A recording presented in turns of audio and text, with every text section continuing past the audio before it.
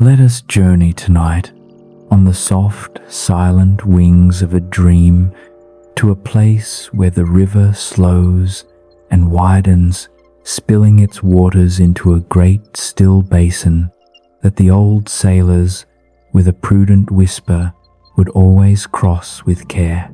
They felt a presence here, a hushed reverence in the air that made them shorten their sails and murmur a prayer for safe passage under the watchful cloak of the night. And there, nestled in the bosom of one of these spacious coves that gently indent the eastern shore, you will find a small slumbering market town. It is a place known by a name that speaks not of hurry but of lingering, a name born from the gentle chiding of good housewives whose husbands had an inveterate propensity to tarry about the village tavern on market days, lost in the warm fog of camaraderie and ale. It is a place that holds its peace close, like a cherished secret, its rhythms as slow and steady as the turning of the earth. Not far from this village, perhaps, a soft, contemplative hour's walk, there lies a little valley. It is not a dramatic chasm, but rather a gentle lap of land cradled and protected by the high rolling shoulders of ancient hills. This is one of the quietest places in the whole world, a sanctuary of silence. A small meandering brook glides through its heart, its waters whispering over smooth grey stones, with just murmur enough to lull a troubled soul into a deep and untroubled repose. The air is so profoundly still that you can hear the occasional wistful whistle of a quail from the neighbouring thicket, or the patient percussive tap-tap-tapping of a woodpecker sounds that do not break the uniform tranquility, but instead deepen it like a single brush stroke that completes a painting. This secluded, sheltered glen has long been known by a name that perfectly suits its somnolent character, a drowsy, dreamy name that hangs in the air like morning mist. A palpable, hazy influence seems to emanate from the very soil here, pervading the atmosphere with a potent witching power. Some say the place was bewitched in the earliest days of the settlement by a learned doctor from the old countries. Others whisper with a knowing look that an old Indian chief, a prophet and wizard of his tribe, held his solemn powwows there, beneath the ancient oaks, long before the river was ever charted. Whatever the truth, the place continues under the sway of this enchantment, a spell that holds the minds of the good people in a continual waking reverie. They are given to all kinds of marvelous beliefs, are subject to trances and visions, and frequently see strange, shimmering sights, and hear ethereal music and disembodied voices drifting on the still air. The whole neighborhood abounds with local tales, haunted spots, and twilight superstitions. Stars seem to shoot and meteors glare more frequently across this valley than in any other part of the country. The dominant spirit, the sovereign of this enchanted region, is the apparition of a figure on horseback, a silhouette of pure dread against the moonlit sky, a figure without a head. It is said by some to be the ghost of a Hessian trooper, a mercenary whose head had been utterly carried away by a thunderous cannonball in some nameless, forgotten battle of a revolutionary war. He is ever and anon seen by the country folk, a phantom hurrying along in the deepest gloom of night, as if on the wings of the wind, his passage marked only by the phantom beat of hooves. The most authentic historians of those parts, those who have collected the floating facts with care, allege that the body of the trooper, having been buried in the lonely churchyard, forces the ghost to ride forth to the scene of battle in a bold, futile, nightly quest for his lost head, and that the frantic, rushing speed with which he passes along the hollow is owing to his being belated, in a desperate hurry to get back to the hallowed ground of the churchyard before the first rays of dawn bleach the night from the sky. Such is the general purport of this legendary superstition, which has furnished materials for many a wild story told in hushed tones in that region of shadows.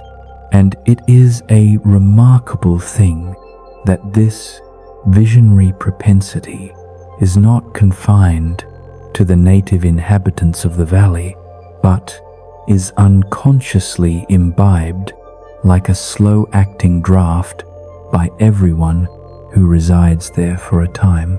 However wide awake and pragmatic they may have been before they entered that sleepy region, they are sure in a little while to inhale the witching influence of the air and begin to grow imaginative, to dream fevered dreams and see spectral apparitions in every shifting shadow.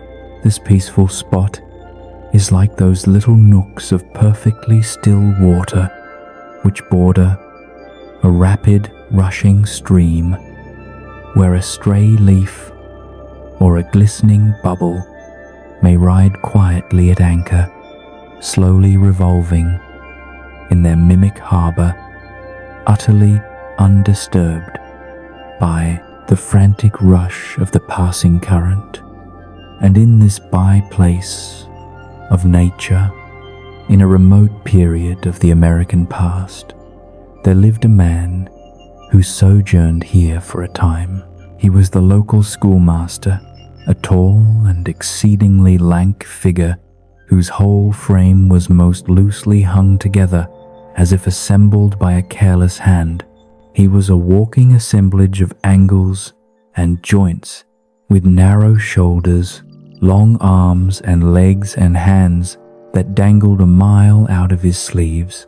To see him striding along the profile of a hill on a blustery day with his ill-fitting clothes bagging and fluttering wildly about him like sails in a gale, one might have mistaken him for the genius of famine descending upon the earth, or some whimsical scarecrow that had eloped from a cornfield.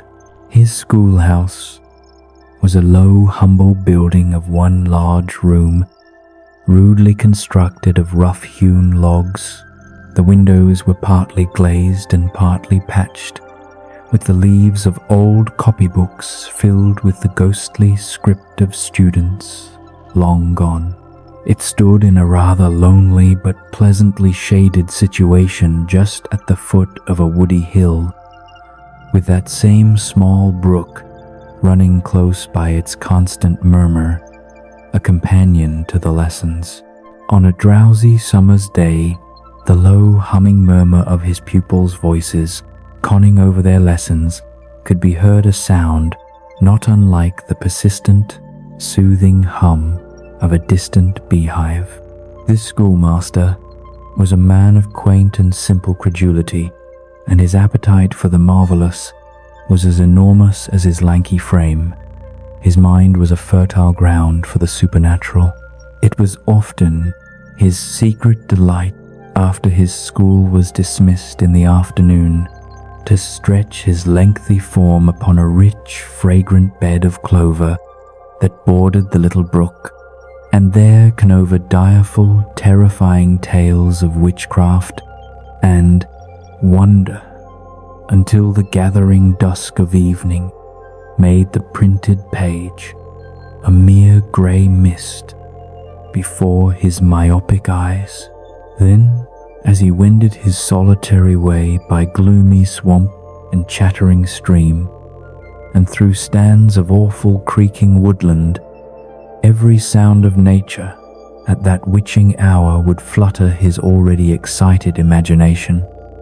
The mournful drawn-out moan of the whip, Poor Will from the hillside, the boding prophetic cry of the tree toad, that harbinger of storm, the dreary quavering hooting of the screech owl, or the sudden startling rustling in the thicket of birds frightened from their roost.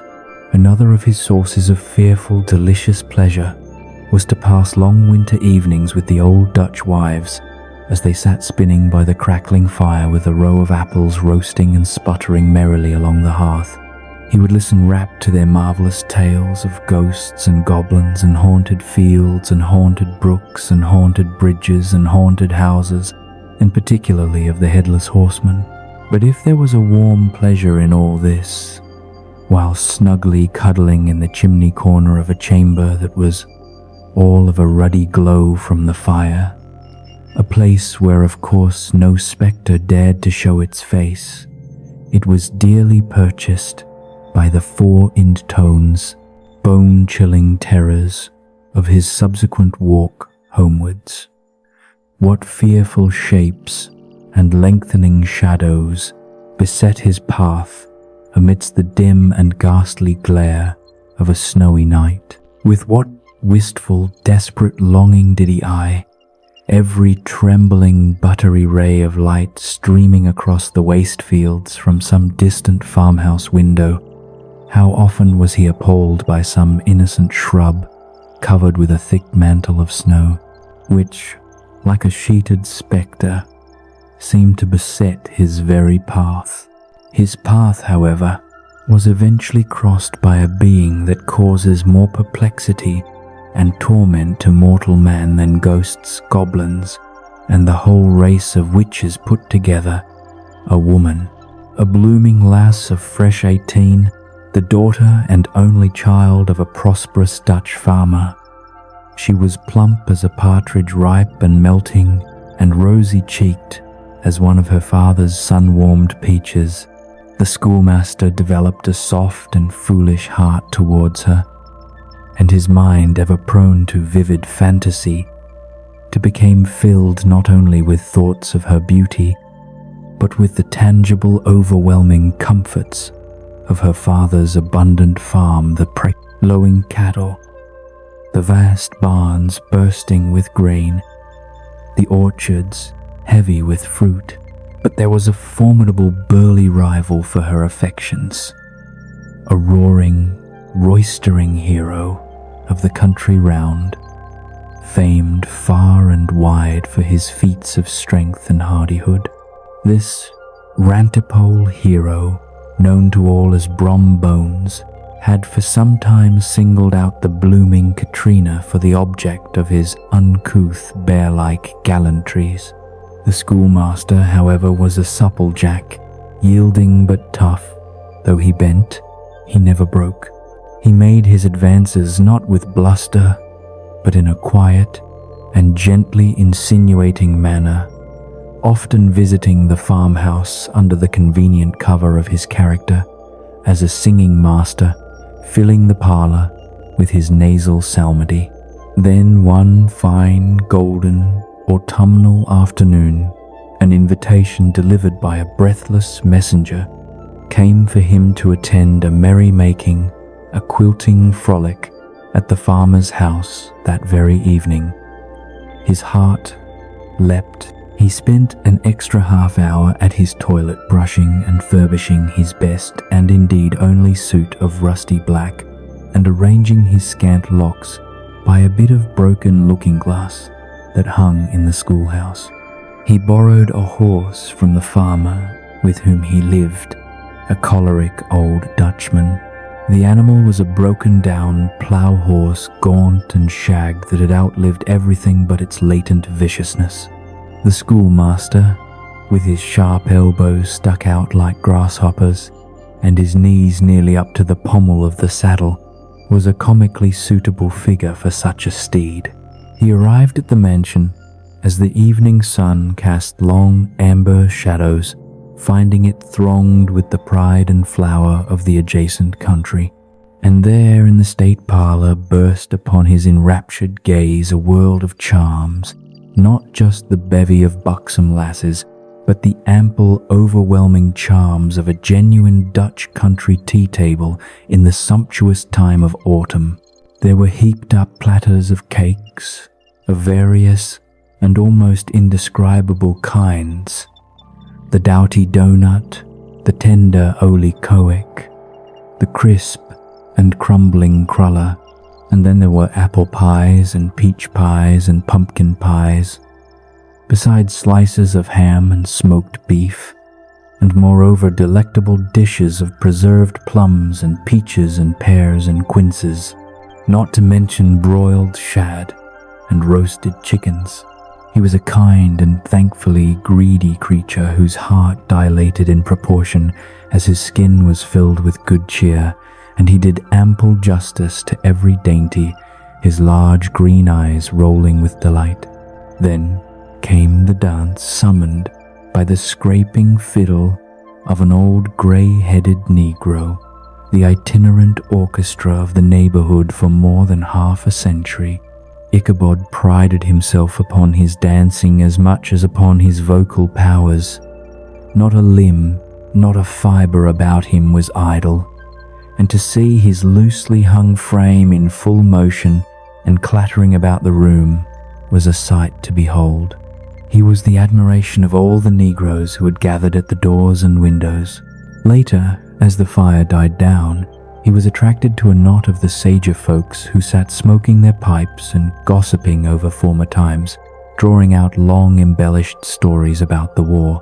But all these were nothing to the tales of ghosts and apparitions that succeeded, tumbling one after another into the deepening night. The chief part of the stories, told in a drowsy undertone, turned upon the favorite spectre of the hollow, the headless horseman, who had been heard several times of late patrolling the country. The revel now gradually broke up. The old farmers gathered their families into their wagons, and the sound of their rattling along the hollow roads faded into the distance. The schoolmaster, his heart pounding with a mixture of hope and trepidation, lingered behind, according to the custom of country lovers, to have a final decisive tete-a-tete with the heiress under the great elm tree. But something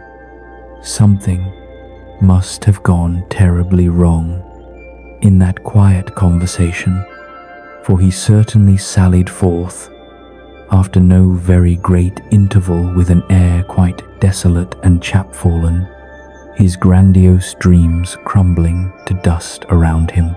It was the very witching time of night that he, heavy-hearted and crestfallen, pursued his travels homewards along the sides of the lofty hills which rise above the town.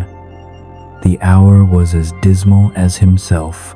In the dead, profound hush of midnight, he could just hear the barking of a watchdog from the opposite shore of the great river, a sound so vague and faint as only to emphasize his utter loneliness and the immense distance from any form of comfort. All the terrifying stories of ghosts and goblins that he had heard in the afternoon now came crowding thick and fast upon his recollection. The night grew darker and darker. The stars seemed to sink deeper into the vault of the sky, and driving clouds occasionally hid them from his sight, plunging the world into absolute blackness. He knew, with a creeping dread, approaching the very places where many of the scenes of the ghost stories had been laid. He passed a great gnarled tulip tree, a giant known by a tragic name, its limbs twisted into fantastic shapes. As he approached it, he began to whistle a trembling tune, thinking his whistle was answered, but it was but a low blast, sweeping sharply through the dry, dead branches. He saw something white hanging in the midst of the tree, and paused, his blood running cold. But on looking more narrowly, perceived it was only a place where the tree had been scathed by lightning, the white wood laid bare. Suddenly he heard a groan, his teeth chattered, and his knees smote against the saddle. It was but the grating rub of one huge bough upon another as they were swayed about by a sighing breeze. About 200 yards from the tree, a small brook crossed the road and ran into a marshy and thickly wooded glen known as Wiley's Swamp. A few rough logs laid side by side served for a bridge. This place had ever been considered a haunted stream, the site of a famous capture and a place of ill omen. To pass this bridge was the severest trial. As he approached the stream, his heart began to thump a wild rhythm against his ribs. He summoned up all his resolution, gave his horse half a score of kicks, and attempted to dash briskly across, but the perverse old animal shied laterally, running broadside against the fence. After a desperate struggle, the horse came to a sudden, stubborn stand just by the bridge. Just then, a plashy tramp by the side of the bridge caught his sensitive ear. In the deep dark shadow of the grove, on the very margin of the brook, he beheld something huge, misshapen, black, and towering. It stirred not, but seemed gathered up in the gloom like some gigantic monster ready to spring upon the traveller. The hair of the affrighted pedagogue rose upon his head with terror. What was to be done? Summoning up a false show of courage, he demanded in stammering, choked accents, "Who are you?" He received no reply, but the chirp of a cricket. He repeated his demand in a still more agitated voice, a mere squeak of fear. Still there was no answer, but the mocking rustle of leaves.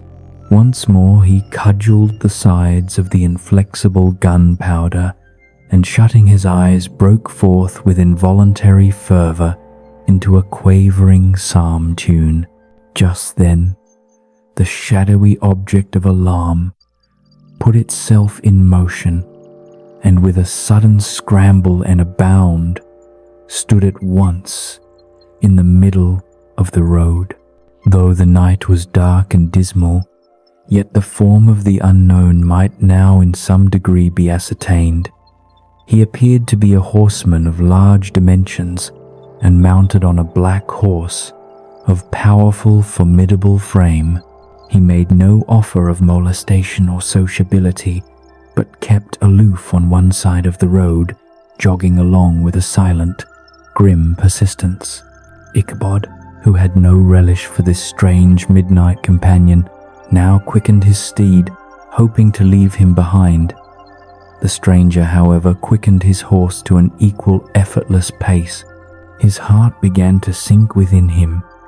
He tried to resume his psalm tune, but his parched tongue clove to the roof of his mouth. On mounting a small rising ground, the figure of his fellow traveller was thrown in relief against a patch of sky. Ichabod was horror-struck, his very soul freezing within him on perceiving that he was headless, but his horror was still more increased.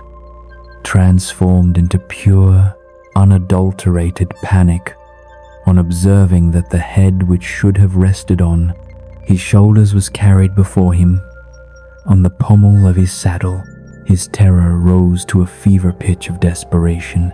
He rained a shower of kicks and blows upon gunpowder, hoping by a sudden movement to give his companion the slip, but the spectre started full jump with him. Away then they dashed a frantic hell for leather race, through thick and thin, stones flying and sparks flashing like fireflies at every bound. Ichabod's flimsy garments fluttered and whipped in the air as he stretched his long, lank body away over his horse's head in the agonizing eagerness of his flight. They had now reached the road which turns off to Sleepy Hollow, but gunpowder, possessed with some demon, instead of keeping up, it made an opposite turn and plunged headlong downhill to the left. This road leads to the bridge famous in goblin story. Just as he had got halfway through the sandy hollow, the girths of the saddle gave way with a sickening lurch. He felt it slipping from under him. He seized it by the pommel, but in vain, and had just time to save himself by clasping old gunpowder round the neck when the saddle fell to the earth, and he heard it trampled underfoot by his pursuer, a terrible, definitive sound.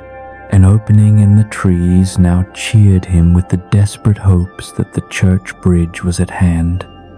He saw the white walls of the church dimly glaring under the trees beyond. He recollected the place where Brom Bones's ghostly competitor had vanished.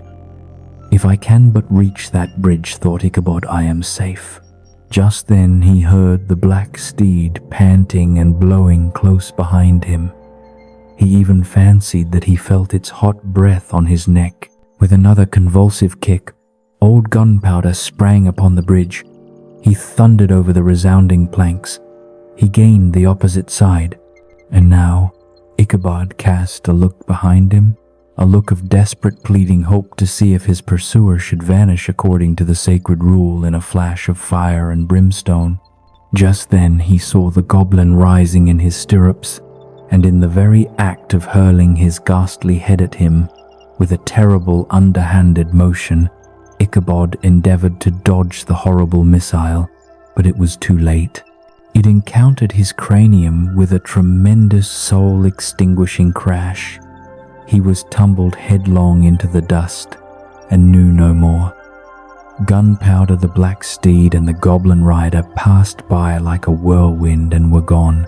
The next morning the old horse was found without his saddle and with the bridle under his feet, soberly cropping the grass at his master's gate. The schoolmaster did not make his appearance at breakfast. Dinner hour came, but no Ichabod. The boys assembled at the schoolhouse, but no schoolmaster.